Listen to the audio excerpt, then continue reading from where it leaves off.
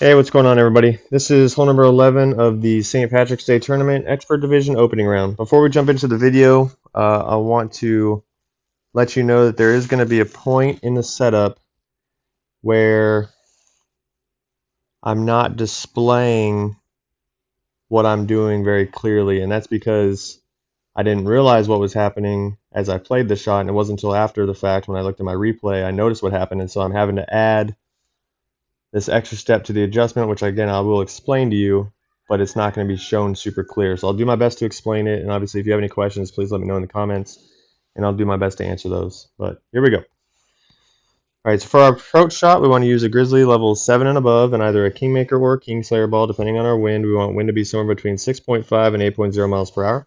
We're going to start off with 0.8 topspin, 2 right spin. 0.8 topspin, 2 right spin. With a Grizzly 9, we're going to set up at the top of the plus 2 yard position. Grizzly 7 and 8, you'll be at the top of the plus 5 yard position. And we want to have the tip of the ball guide running along the right side of the light green grid to the right of the hole. So about 1 square to the right of the hole, just like that. All right, so here's where it becomes confusing. So what I actually do here, let me pause it. What I do here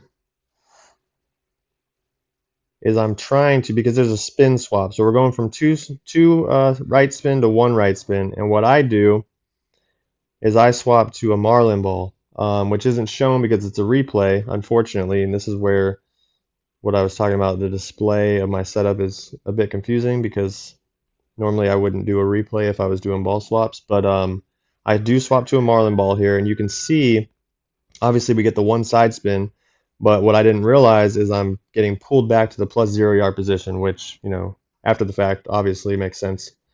But so I'm having to add this pullback. So basically, after we get our initial aim, we're going to swap to 0.8 topspin, 1 right spin, but you also need to pull back 2 yards. So there's 2 ways you can do this.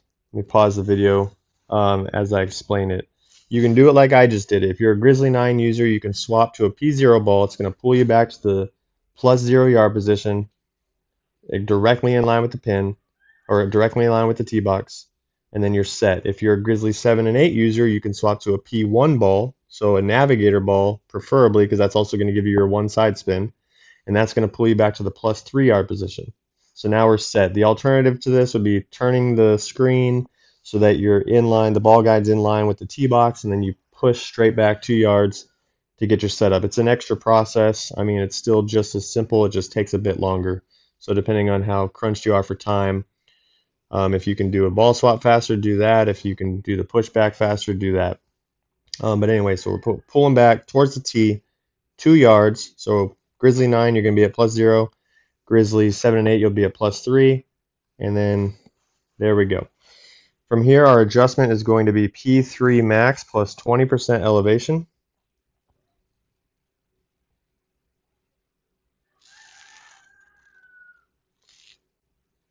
Then we're going to center the ball. And we hit perfect. Ball's going to land in the fairway, bounce over the rough, land just short of the green, then on. And we're going to roll out center, slightly right of center, for our hole-in-one on hole 11. For further instructions on how to play this hole, make sure you guys click the link below and subscribe to Expert Tournament Guides through Golf Clash Tommy. Good luck in your opening rounds.